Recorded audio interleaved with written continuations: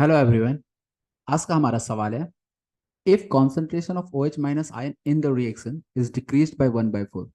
तो देखो यहाँ पे ये रिएक्शन गिवन है, इसमें बोला जा रहा है OH माइनस का कॉन्सेंट्रेशन को 1/4 टाइम्स डिक्रीज कर दिया गया, then equilibrium concentration of Fe3+ will increase by.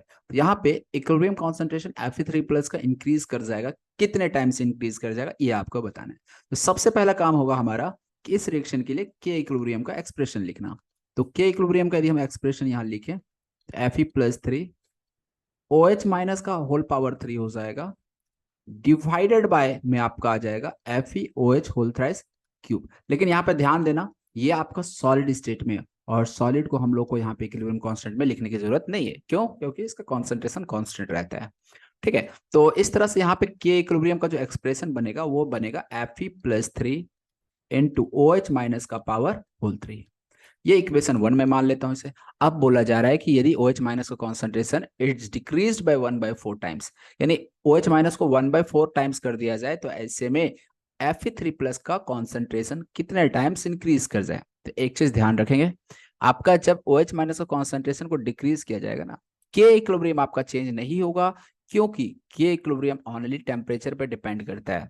तो यहाँ पे टेम्परेचर तो चेंज हो नहीं रहा है, इसलिए के इक्विलिब्रियम आपका कांस्टेंट रहने वाला है। तो इसलिए यदि OH माइनस का कॉन्सेंट्रेशन चेंज किया जा रहा है तो यहाँ पे Fe3+ अपने कॉन्सेंट्रेशन को चेंज करेगा, जिससे कि के इक्विलिब्रियम का वैल्यू मेंटेन रहे, कांस्टेंट रहे।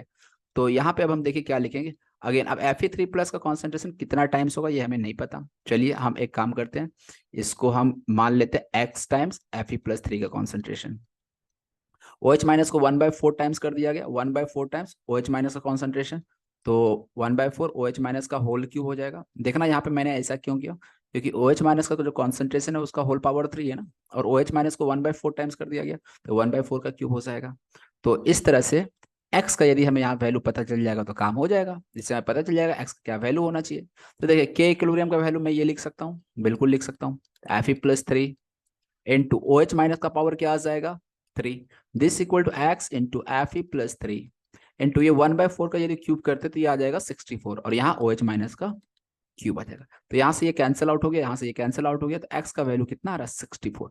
कहने का ये मतलब हुआ कि आपको Fe3+ का कॉन्सेंट्रेशन 64 टाइम्स करना पड़ेगा, तब जाकर इक्विलिब्रियम कांस्टेंट जो के इक्विलिब्रियम है ये आपका सेम रहेगा। इसलिए इस सवाल का जो सही जवाब होगा वो ऑप्शन सी होगा। Hope you understand this question. Thank you for watching video.